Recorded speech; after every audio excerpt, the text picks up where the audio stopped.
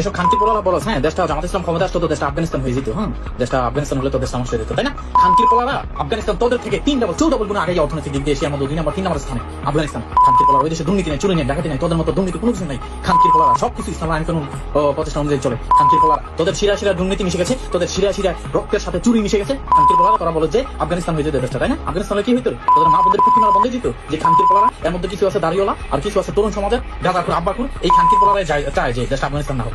খানকির পোলারা সুরের বাচ্চারা দুর্নীতি করতে দেশটাকে পুটকি মেরে একদম খালের ভিতর ফেলাই দিছিস। আবার তোরা বড় বড় মুখে বলে দেশটা আফগানিস্তান হয়ে যেত। আফগানিস্তান হলে কি হতো রে? চোরের দর ছুট, তোদের শিরায় দুর্নীতি, শিরায় চুরি, শিরায় চাঁদাবাজি। খানকির পোলারা ইন্ডিয়া থেকে ডবল গুণে আগে, বাংলাদেশ থেকে তো 3 ডাবল গুণে আগে।